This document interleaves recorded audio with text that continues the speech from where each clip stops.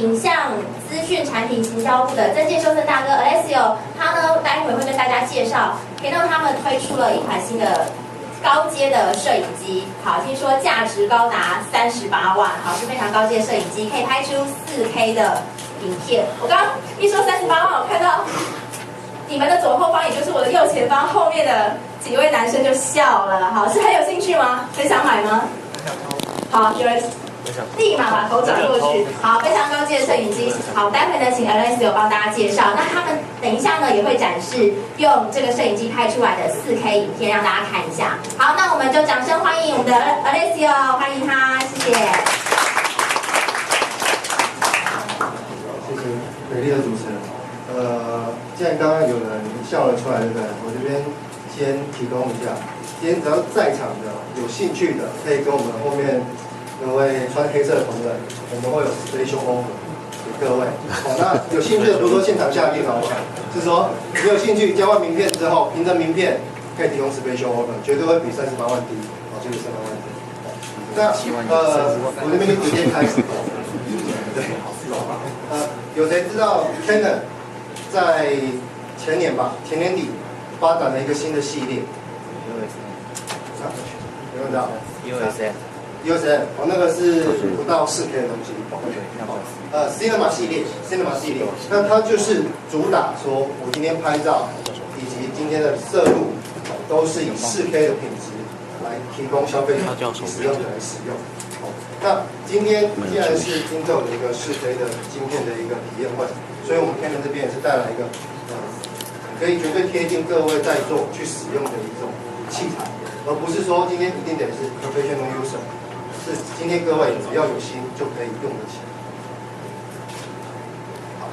在4K 的一个机制上面，我们分为2款，一个就是 C500， 像 C500 TL 以及 E21 DC。那今天在现场的就是 E21 DC。那各位就有疑问啦，C500 TL 到底是在用？有没有来猜一下？这个到底这长得不像照相机的，然后也不像 DV 的，也不像摄影机的。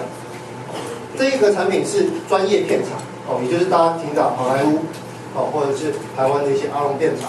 或者是说一些大型的制作公司，他们就会选用这类型的机子去做电影的拍摄。哦，钢铁人、遗落战境都是有4K 的影片，哦，就会用到这样的机子去拍摄。哦，那刚刚讲到钢铁人的影片，它的4K 原始档全部是用 Canon 的 Cinema 系列去拍摄。那今天在各位的摊位后方，所会带来的就是 E21 DC， 这台就可能比较熟悉了吧。也比较接近，我看到这边有大哥是用 1DX 吗？不是，哦不是 1D Fold， 那也是它一样的外形，一模一样。也就是说，今天你是 Canon 的 user， 或者是其他家的 user， 你只要会熟悉相机，你就会拍4K 的影片，你就会拍4K 的影片。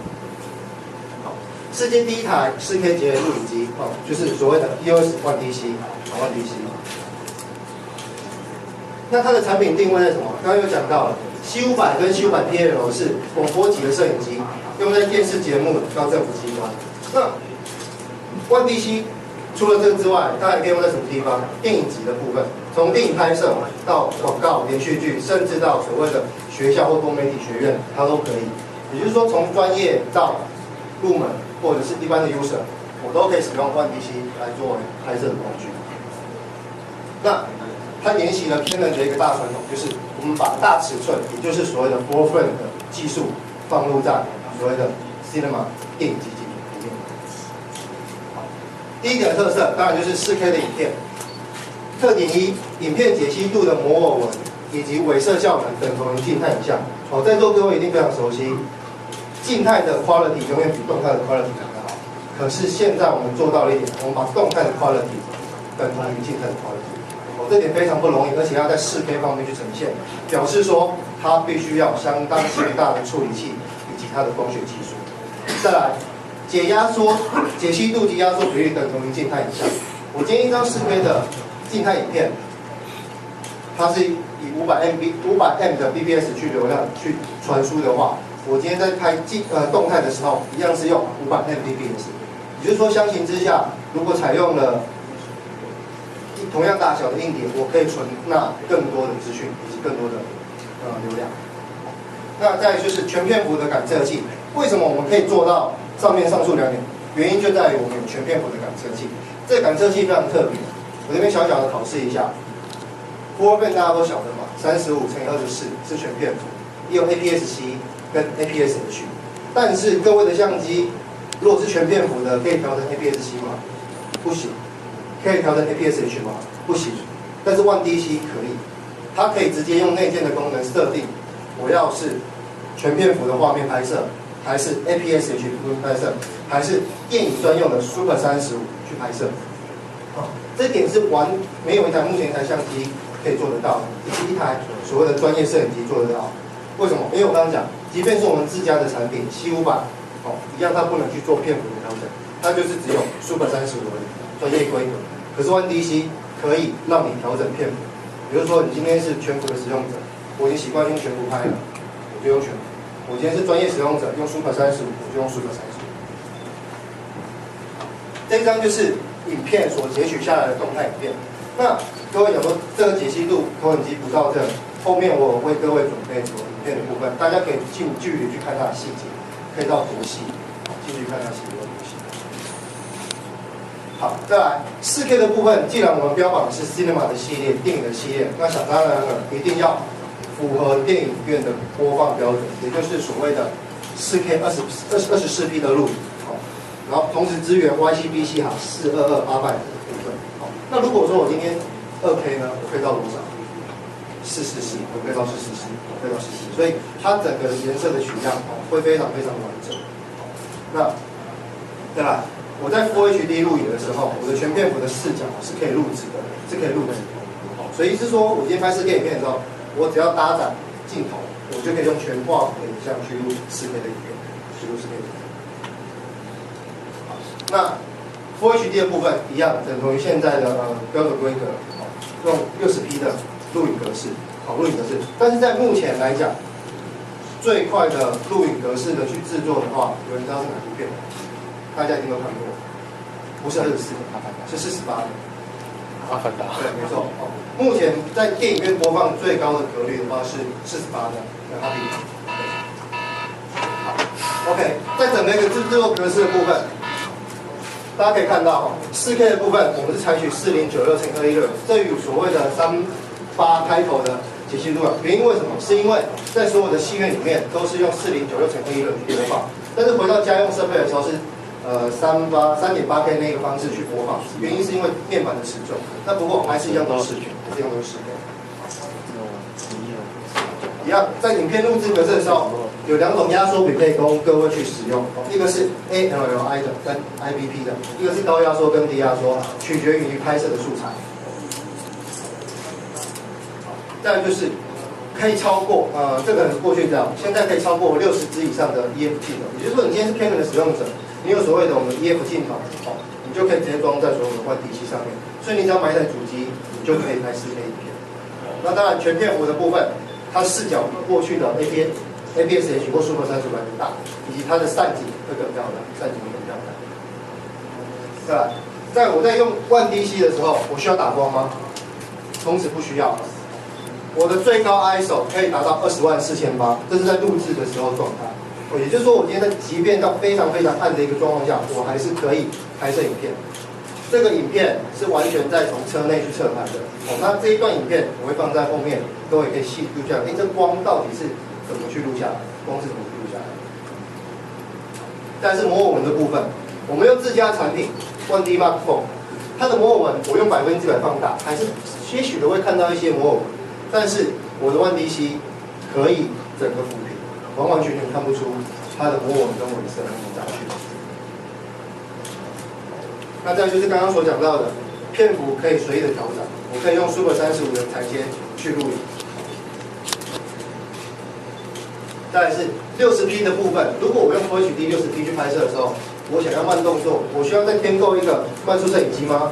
还是快速摄影机吗？不需要，我可以直接启动2到2.5倍的慢动作，让画面去呈现慢动作一个状况，去一个更好的呈现。那再来，为何 Canon 能够拥有这么好的一个影像素质以及光学品质？我们内建了 Canon Log Gamma， 也就是说，今天你用我们One DC去拍摄，或者是用 Canon C 系列的产品去拍摄的时候，我拥有12格的一个调整，这非常不容易哦。即便是所谓的 Final Cut， 目前来讲都还只能支援到6格，甚至到8格。可是我们 Canon 的 Log Gamma 可以有12格的范围去做，对吗？后置会更有弹性，后置会更有弹性。那One DC 大家想说，哇，那这么高规的一台摄影机需要用什么样的记录卡？很简单，你只要拥有一张 CF 每秒在100 MB 以上的，就可以去录制了。那录影的方式会不会被局限？不会，它不会因为是相机而造成29分29秒被停住，它会一直录下去，无间断的录，因为它是摄影机。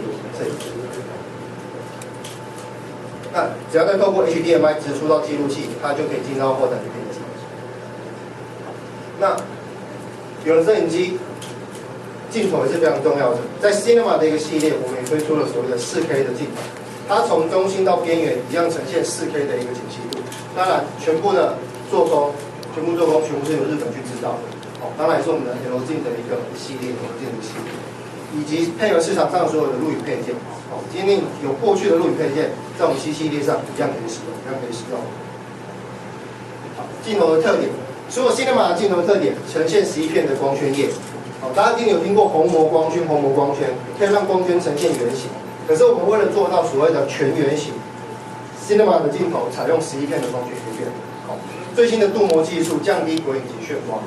再来就是大型的非球面镜片去控制变形，各位可以等下到后面去试一颗14的镜头，完全不会有筒状跟凹状变形，完全是直跟直的感觉，就感觉像在用移轴线的感觉。好，这是整个 Canon 一个镜头的 Cinema 产品线。今天跟各位带来的是14、24、50跟85。对，那35跟135目前还没到台湾，那不过未来就会有很完整的一个系列供大家的使用。那当然还有专业的变焦镜，那不过这个会非常的重，比较不适合一般消费者使用。那刚刚有讲到，它支援市面上所有配件，所以我们所有的镜头的